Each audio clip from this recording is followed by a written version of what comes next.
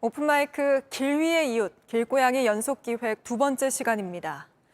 학대당한 것으로 추정되는 고양이 코점이 사건 보도해드렸습니다. 코점이는 다행히 건강을 회복하고 있지만 이렇게 주인 없는 길고양이들을 상대로 한 학대 사건은 갈수록 잔인해지고 있습니다.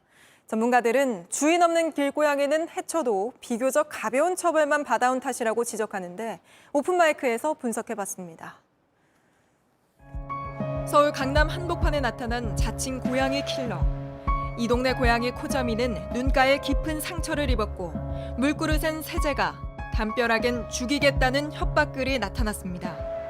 하지만 무엇보다도 주민들을 겁에 질리게 한 건 경찰에 신고해도 아랑곳하지 않고 계속 날라온 붉은 글씨의 협박 쪽지였습니다. 범인은 JTBC 오픈마이크 팀이 촬영 간 날에도 지켜보고 있었다는 듯 협박 쪽지를 보내왔습니다. 너희들은 나를 못 잡을 것이고 설사 내가 잡힌다 해도 벌금을 얼마 내는 정도에서 그칠 것이기 때문에 학대자들한테는 학습이 된 거죠.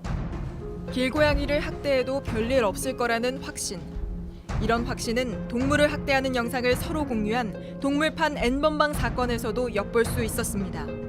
끔찍한 범죄의 표적이 된 건 모두 주인 없는 고양이들이었습니다.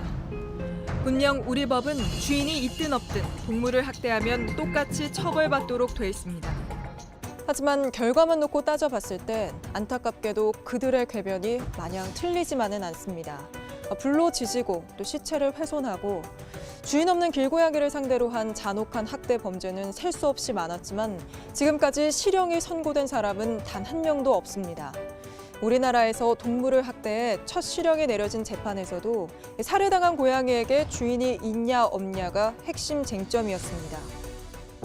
2년 전 자두는 이 화분에 앉아 햇볕을 쬐고 있었습니다. 그때 39세 정모 씨가 다가와 세제 탄 사료를 먹이려 했고 자두가 피하자 꼬리를 잡아채 바닥에 마구 내리치고 밟았습니다. 이렇게 한 생명을 짓밟고는 화풀이였다고 한 정 씨. 정 씨는 법정에서 고양이를 죽인 건 인정하면서도 주인 없는 길고양이를 죽인 거라고 주장했습니다. 그래야 더 가벼운 처벌을 받기 때문입니다.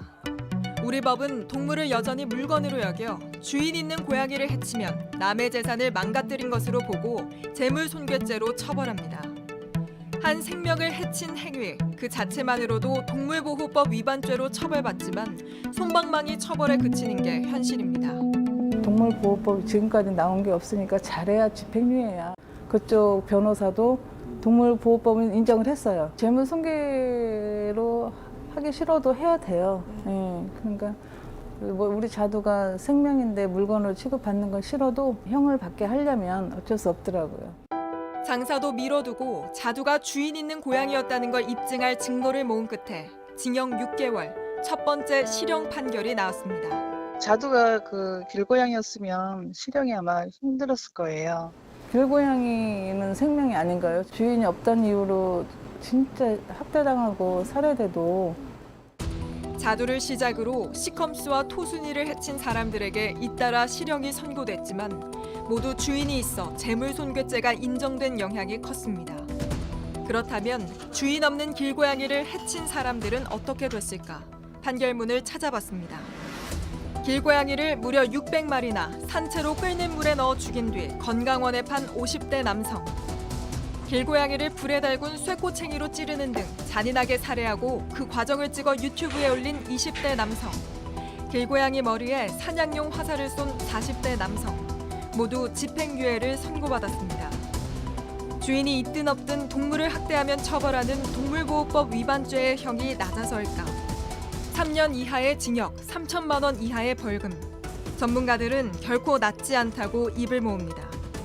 결코 경하지만은 않거든요. 지금 이렇게 동물학대 처벌이 제대로 안 이루어지냐라고 본다면 사실 그렇지 않고 동물을 해한 걸 가지고 사람을 가두는 게 맞냐라는 생각을 분명히 하는 것 같아요, 법원이. 근데 그런 생각이 오히려 더 큰 위험성을 키우는 계기가 될 수 있기 때문에 인식은 빨리 바뀌었으면 좋겠습니다. 한민용의 오픈마이크였습니다.